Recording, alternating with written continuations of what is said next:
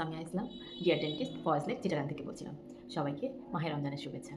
বছর ঘুরে আবার আমাদের মাঝে রোজা চলে এসেছে।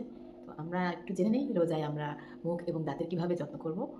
আমাদের খুবই কমন একটা কমপ্লেন থাকে রোজায়, সবার কম বেশি থাকেই এটা, যে মুখে দুর্গন্ধ হয়। তো আমরা একটু জেনে নেই মুখে দুর্গন্ধের কারণ এবং এটা থেকে আমরা কীভাবে প্রতিকার পেতে পারি। রোজার সময় আমাদের খাদ্যাভ্যাসটা অনেকটা চেঞ্জ হয়ে যায়। ইফতার করার পরে এবং সেহরির পরে ২ মিনিট করে সুন্দর মতো ব্রাশ করে নেব। তাহলে দেখা যাবে সেহরির পরে ব্রাশ করলে আমাদের মুখে খাদ্যকণাগুলো জমা থাকবে না, এবং ব্রাশের সাথে ফ্লসিংটাও করে নেব। খাদ্যকণাগুলো যাতে মুখে জমা না থাকে। এটা মুখে দুর্গন্ধ হওয়ার অন্যতম কারণ, মুখে খাবার জমে থাকা। এবং আমরা ইফতারের পরেও আমরা আ মুখটা ভালোমতো ক্লিন করে নেব, ব্রাশ করে নেব। আমরা ইফতারিতে দেখা যায় অনেক সময় আমরা লেবুর শরবত খাই, অথবা অনেকে চা, কফির নেশা থাকে, সারাদিন খেতে পারে না।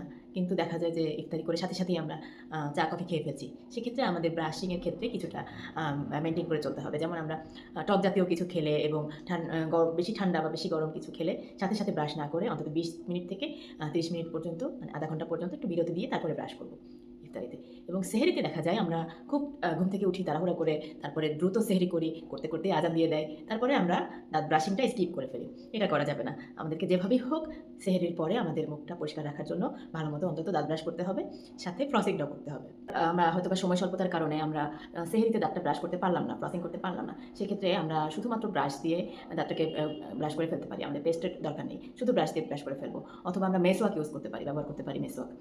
মেসওয়াকটা অনেক সময় হার্ড থাকে, যেটার কারণে আমাদের গাম ইনজুরড হতে পারে, মুখের মাড়িটা ইনজুরড হতে পারে। সেক্ষেত্রে আমরা মেসওয়াকটাকে একটু ভিজিয়ে নিয়ে তারপরে হয়তো আমরা অজুর সময়, নামাজ পড়ার সময়, অজুর সময় মেসওয়াক করে ফেললাম। এক্ষেত্রেও দেখা যাবে যে মুখটা একটু আর্দ্র থাকবে। ফলে শুষ্ক ভাবটা কম হবে, এবং আমাদের যে মুখের ড্রাইনেসের ফলে যে দুর্গন্ধ, এটাও একটু কমে যাবে।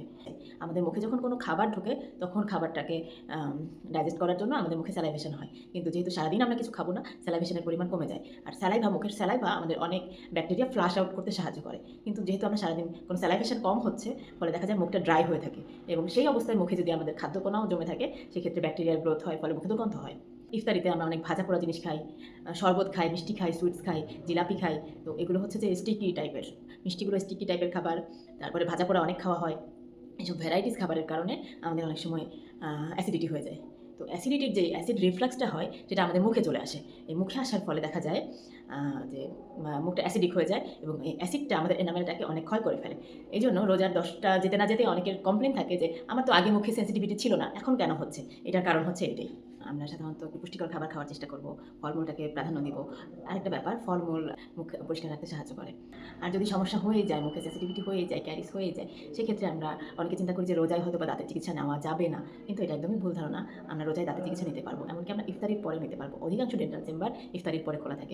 ইফতার থেকে সেহরি পর্যন্ত বেশি পানি পান করতে হবে, এবং পানি পান করার ফলে আমাদের মুখটা পরিষ্কার থাকবে এবং আর্দ্র থাকবে। এর ফলে দুর্গন্ধের পরিমাণ, মুখে ব্যাকটেরিয়া জমার পরিমাণ কম হবে, ফলে ক্যারিজ, দুর্গন্ধ এসব কমে যাবে।